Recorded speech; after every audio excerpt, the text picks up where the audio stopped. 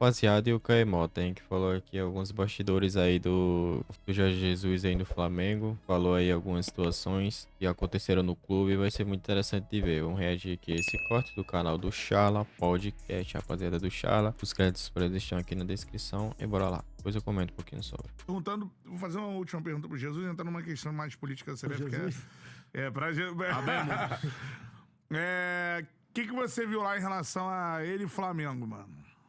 Cara, é uma relação, enfim, que acabou sendo quase que ali virou quase que visceral, assim. Então, eles estão interligados, assim, eternamente, assim, né? Eu costumo dizer que eu tive a sorte de viver aquele momento, né? Porque você ser testemunha da história mesmo, né? É um momento da carreira dele, ele E considera ele deixa assim? claro que ele né? fala assim, cara, eu tinha o Maracanã inteiro gritando meu nome quarto e domingo, tá? E aquele jeito dele.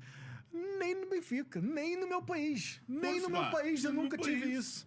Como é que eu não vou levar? Como eu tenho saudade, sim. Claro que eu tenho saudade. Então, tem até os vídeos lá no GE e assim, ele não. ele deixa muito claro dessa questão de que foi o maior trabalho e ele bate muito na tecla de como ele foi tratado, não somente pela torcida, mas pelos jogadores. Assim, ele fala, cara, isso nunca existiu.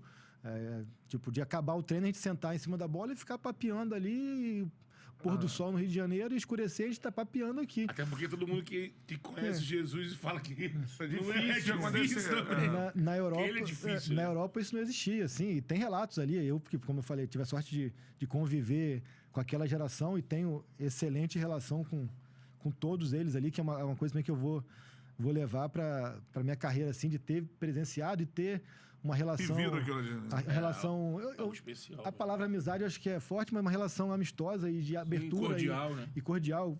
Diego, Rodrigo, Rafinha, Felipe, enfim, todos. Tem uma relação ali muito, muito legal, assim, de quem conviveu ali. E ele valoriza muito isso também, assim, os caras relataram, assim, de momentos em que o Jorge chorava mesmo, assim, no treino, chorava pela questão de que, pela dedicação dos caras, pela forma com que eles se entregavam nos treinos, pelo tratamento que ele recebia dos caras, de chorar mesmo. Agora você, Emocionar você mesmo. imagina a cena, né? Então, Caralho. O Felipe falou que, assim, vocês são diferentes, né? Vocês são diferentes. Que eles estavam fazendo no treino. Aquela história que viralizou do Papão lá, do Everton. Aí eu falei pro Felipe, Felipe, e aquela história, Felipe? Vocês têm isso com Jesus? Ele, cara, você acredita que não existe isso? O Everton tirou isso, que a gente não se comunica assim. Falou pra ele, do quadrado, quadrado, X. Aí eles começaram a fazer isso no treino, de sacanagem. Aí o Jesus ficava... Não fosse por uma casa. Aí ele, vocês são diferentes, né? Vocês são Rapaziada, interessante essa parte, né? Inclusive mostra que os caras realmente gostavam muito de trabalhar com o Jorge Jesus. Apesar de alguns deles falarem que ele era um cara bem difícil de se trabalhar, mas em compensação eles também faziam por onde dá certo, sabe? É por isso que o Jorge Jesus deu tão certo com o Flamengo.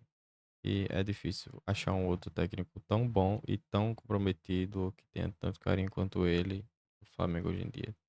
Tem o Felipe Luiz, mas o Felipe Luiz ainda tá caminhando muito pra chegar lá. diferentes. Não, cara, aquele time, eu costumo falar assim, a palavra da moda hoje é cognitiva, né? A parte cognitiva daquele time era um absurdo, assim, a capacidade que eles tinham de compreensão do jogo, de profissionalismo, a forma como eles lidavam ali com os processos e com as situações, a forma como eles tinham voz ativa dentro do processo, e era uma coisa que, até curiosamente, quando todos eles chegaram da Europa, foi tratada como positiva, né? O Diego Alves vai trazer a experiência. O Felipe Luiz, depois, em algum momento, isso acabou virando negativo para a torcida. Enfim, isso aí Virou a panela um outro debate, mas a forma como eles tinham essa interferência, assim, e eu que cobri Flamengo, comecei a cobrir Flamengo em 2008, né? Então eu cobri o Flamengo com outro tipo de comportamento. Que não tinha tipo cognitivo. de realidade. De realidade mesmo. De comprometimento mesmo. Quase, é difícil falar comprometimento. De comportamento, eu acho que comportamento, né? De visão, de profissionalismo. O clube também não e tal, era assim. profissional na relação. Então, né? realmente, assim, cara, foi muito especial. Assim, vamos falar que ter vivido aquele ano de 19, essa geração como um todo, né? Que eu tive a sorte de cobrir de 18 a 22, tanta coisa que eu tive a possibilidade de testemunhar e de contar a história ali, né? Narrar a história, muitas vezes, os bastidores também e tudo mais. Esse período, assim, mais especial, o trabalho do Jesus, assim, e também ter feito a cobertura da Chape lá de 2017 também, assim, pra mim, eu costumo falar assim, que pra quem tá começando também, o cara almeja uma Copa do Mundo, uma Olimpíada, e tem que almejar mesmo, né? Sim. Mas, pô, já cobri 2 Olimpíadas, 3 Copas, espero ir pra 4ª agora e tal. Não são maiores e mais importantes e mais relevantes do que esses momentos, né? Uma cobertura de um Flamengo histórico, de uma reconstrução de um time que caiu do avião, a arrancada do Fluminense em 2009 contra o rebaixamento, tantos momentos assim que acabam que são o que realmente marcam um repórter, né? Você como contador da história, né? Você tá ali dia a dia, né? O cara hoje, um tricolor que quer entender como é que foi aquela arrancada, vai buscar no Google e vai ter inúmeras matérias minhas daquele momento, entendeu? Um rubro-negro que vai pesquisar e muitas matérias daquele momento, alguém que vai pesquisar a história da Chapecoense pós-acidente. Então, isso que é o mais legal, e pô, ter feito parte ter feito parte, ter acompanhado, ter testemunhado aquele período de 2019, 20 com Jesus. Eu lembro muito do primeiro treino dele, assim, que já foi realmente... Eu até tomei uma dura, não sei se foi do Janir ou do Luciano, enfim, da minha chefia, porque a minha matéria pós-primeiro treino eu usei revolucionário mesmo. Eu usei a palavra revolução. Você acertou, porque ele revolucionou. Mas realmente talvez ali era uma definição precoce, precipitada.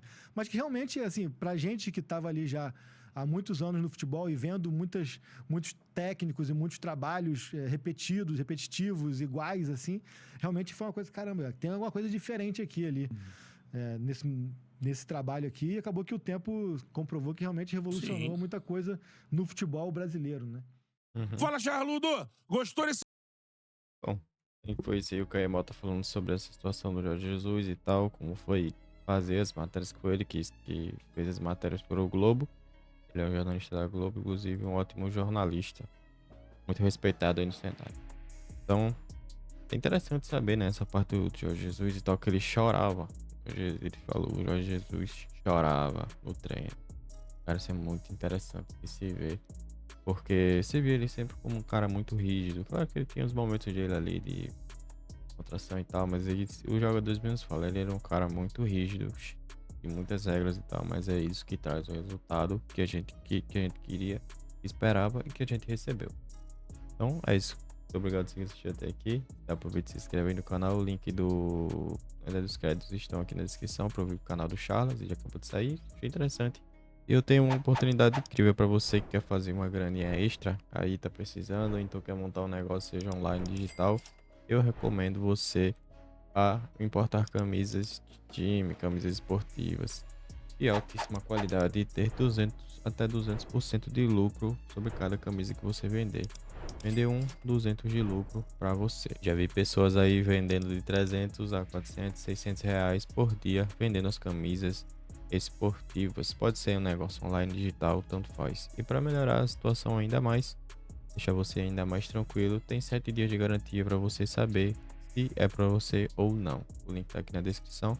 Aproveita, vai lá e finaliza a sua inscrição. Aproveita e se inscreve aqui mais uma vez. Vamos chegar a 100k de inscritos em breve, em nome de Jesus. Lá. Valeu!